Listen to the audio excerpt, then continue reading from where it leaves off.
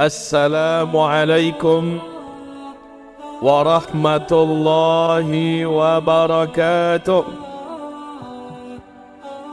Suatu ketika Nabi Muhammad sallallahu alaihi wasallam sedang berbincang-bincang di tengah-tengah para sahabat-sahabatnya. Tiba-tiba muncul seorang lelaki yang keterlaluan tampannya. Laki-laki ini sangat rapi, memakai jubah putih yang bersih, rambutnya tersisir bergelombang ikal. Laki-laki ini wangi. Dia datang dengan gaya yang sangat akrab kepada Nabi sallallahu alaihi wasallam. Langsung dia duduk tepat di depan Nabi. Kedua lututnya dia pertemukan dengan dua lutut Nabi.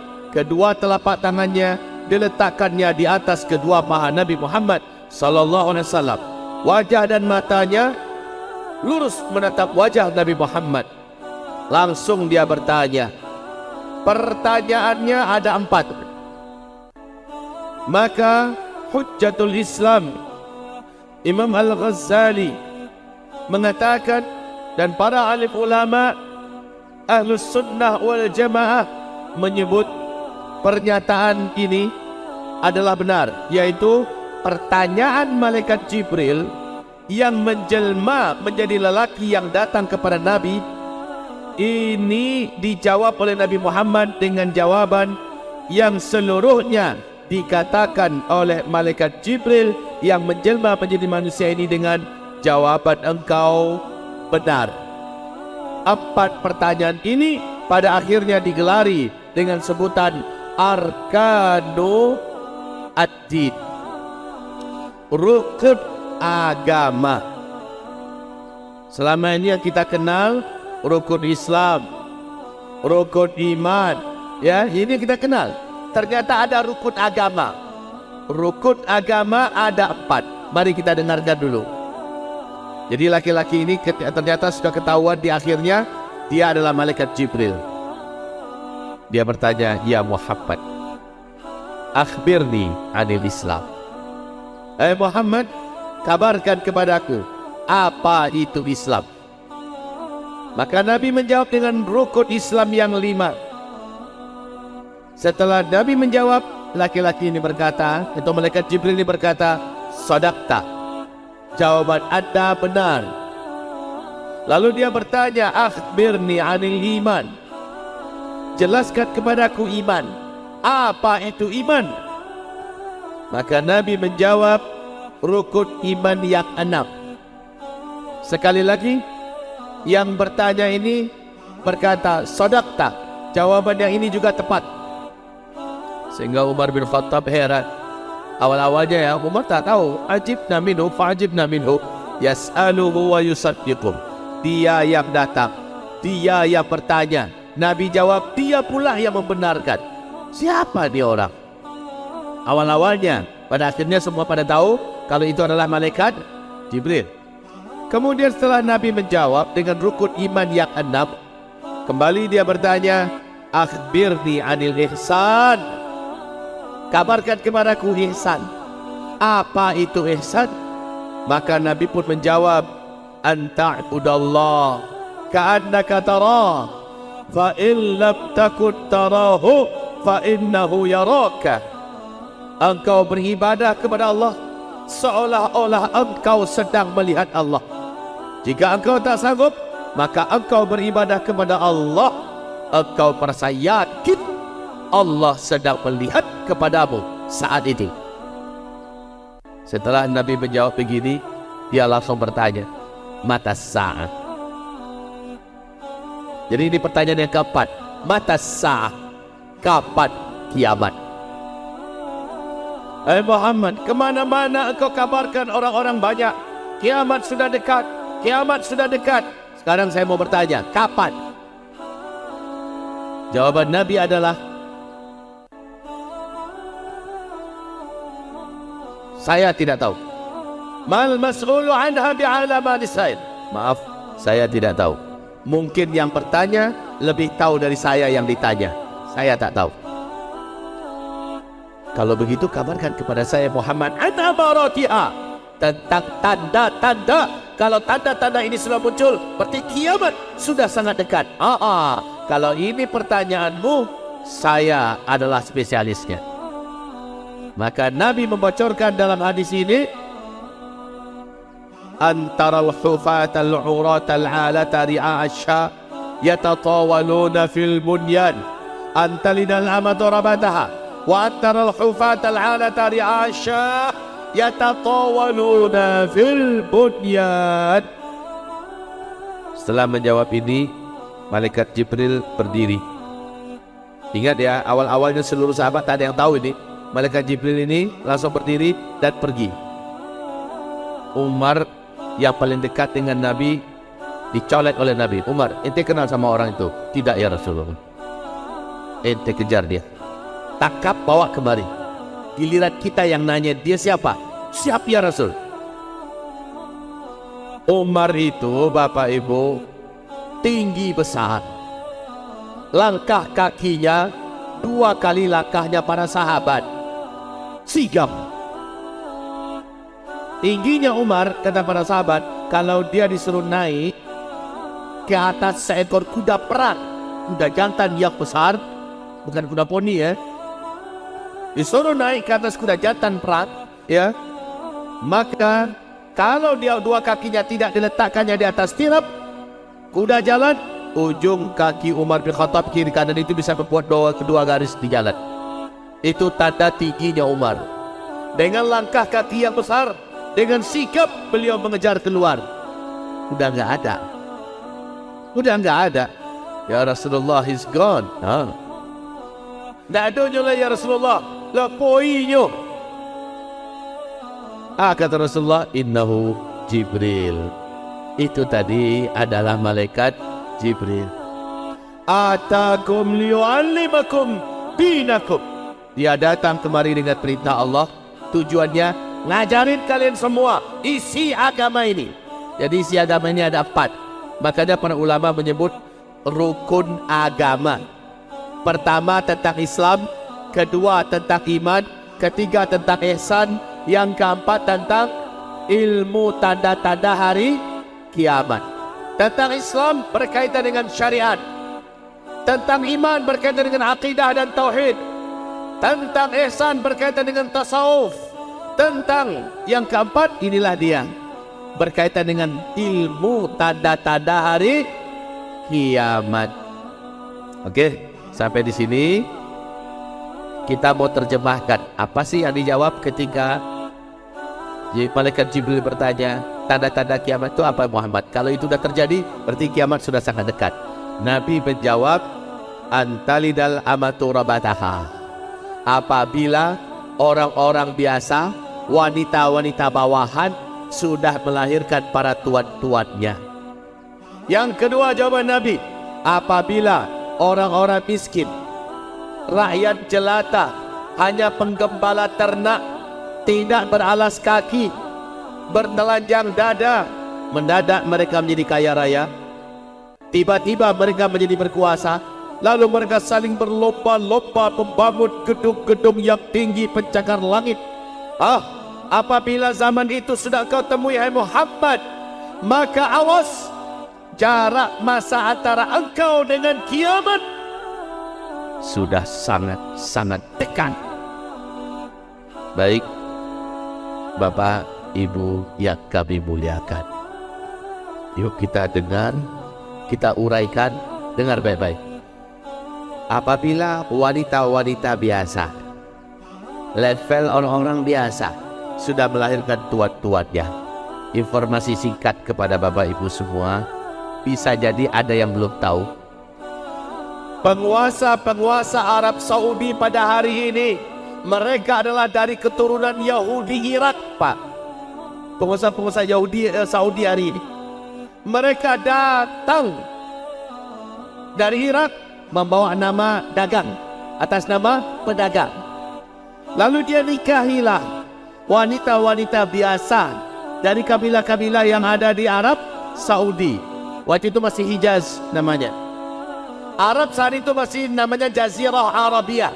Ya, di daerah Hijaz dinikahi. Setelah dinikahi lahirlah anak-anak. Maka salah satu anaknya ada yang disebut dengan Su'ud, yang kemudian kita dengar dengan istilah Alu Su'ud atau Saudiyah sekarang. Dan mereka hari ini menjadi raja-raja. Sementara wanita dinikahinya orang-orang biasa, rakyat jelata, bahkan level-level paling rendah lah. Ini untuk diketahui oleh ilmunya buat kita semua.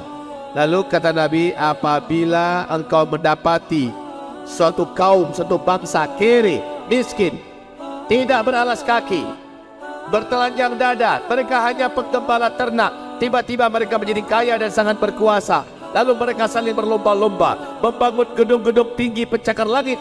Pada saat itulah jarak antara engkau dengan kiamat sudah sangat dekat. Hadis ini sahih Bukhari.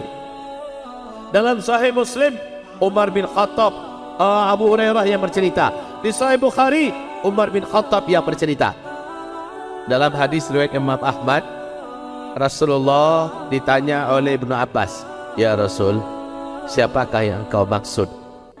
Suatu kaum yang miskin, kere, penggembala ternak, tidak beralas kaki, tiba-tiba saja menjadi kaya raya dan sangat berkuasa. Lalu mereka saling berlomba-lomba dan berbangga-bangga membangun gedung-gedung yang tinggi. Bahwa jika zaman itu sudah muncul ya Rasulullah, berarti kiamat sudah sangat dekat. Siapa yang kau maksud ya Rasul? Singkat Nabi menjawab, humul Arab. Mereka adalah bangsa Arab. Hadis riwayat Imam Ahmad. Mereka adalah bangsa Arab. Bapak, Ibu, dulu Arab sebelum kaya raya sekarang ini, Arab masih satu saja namanya, Jazirah Arabia. Arab saat itu miskin, negerinya gersang, tandus nggak karu-karuan, panas minta ampun. Tapi setelah minyak bumi ditemukan di Arab, Arab menjadi negeri petrodolar. Betul? Arab dengan cepat bertransformasi, melakukan perubahan yang sangat luar biasa, dan mereka pecah menjadi negara-negara Arab yang terkaya di dunia. 6 negara. 1 yang terkayanya adalah Qatar. 2 Bahrain. 3 Kuwait. 4 Uni Emirat Arab. 5 Arab Saudi. 6 Oman. Coba lihat hari ini, apa yang negeri-negeri Arab ini buat setelah mereka menjadi kaya raya. Mereka sedang berlomba-lomba membangun gedung-gedung tinggi luar biasa. Cap terbesar di dunia ada di Tower Zamzam yang tingginya lebih dari 640 meter. Lihat Madinatul Munawwarah, Masjid Nabawi yang indah dan besar megahnya luar biasa. Hari ini bagaikan mau hilang, mak tenggelam, karena dikelilingi oleh hotel-hotel bintang 5 yang tinggi-tinggi pencakar langit. Dulu ibu kota Riyadh, saat gubernur di sana adalah Pangeran Salman yang sekarang jadi raja. Oleh Raja Abdullah, Pangeran Salman disuruh menjadi gubernur di Riyadh. Di tangan Pangeran Salman, ibu kota Riyadh disulap menjadi kota metropolitan ala Eropa, bahkan mengalahkan Eropa. Di Jeddah pada hari ini, Allahu Akbar, Bapak Ibu akan silau dan bahkan hampir tak berani mengatakan kalau ini adalah Arab, Pak. Perkembangan pembangunan di Jeddah luar biasa. Itu baru Arab Saudi. Ternyata Arab Saudi jauh tertinggal oleh Kuwait, jauh tertinggal oleh Bahrain. Sementara Bahrain sendiri, kaum muslimin yang sekarang gak dikatakan bagaikan surganya dunia, dengan gedung-gedung tinggi pencakar langitnya, minder dengan negara di sebelahnya, Uni Emirat Arab. Kembali kita kepada hadis tadi, bahwa ciri dan tanda kiamat sudah sangat dekat.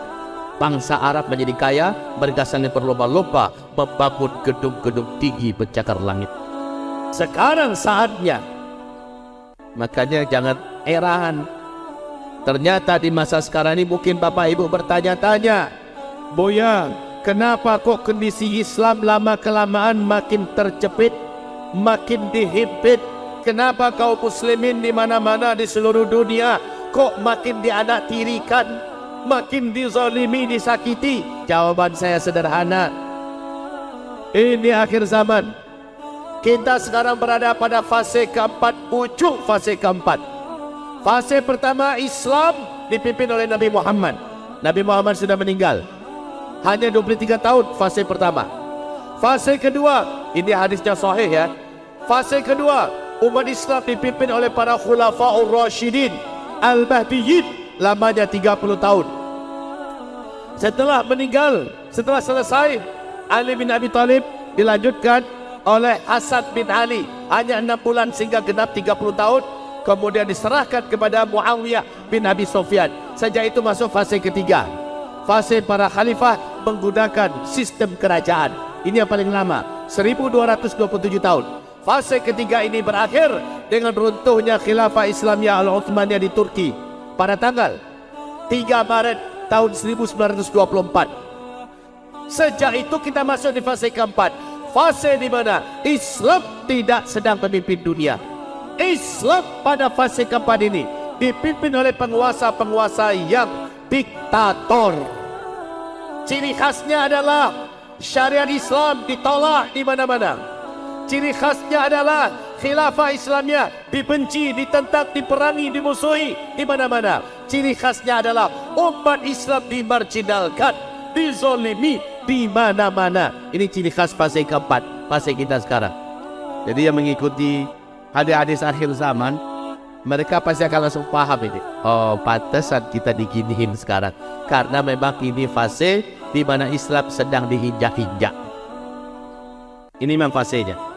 Makin ke depan makin sempit gerak kita. Makanya Nabi berkata, aku rindu dengan saudara-saudaraku. Maka para sahabat berkata, bukankah kami saudaramu ya Rasulullah? Nabi menjawab, bukan, kalian ini semua sahabat-sahabatku. Saudara-saudaraku datangnya nanti di akhir zaman. Mereka tidak pernah berjumpa denganku. Mereka tidak pernah hidup bersamaku. Mereka tidak menyaksikan mukjizatku. Mereka tidak menyaksikan wahyu turun. Tetapi cinta mereka kepadaku, berpegang eratnya mereka dengan ajaranku. Di tengah-tengah ujian berat yang mereka hadapi, mereka tetap istiqomah.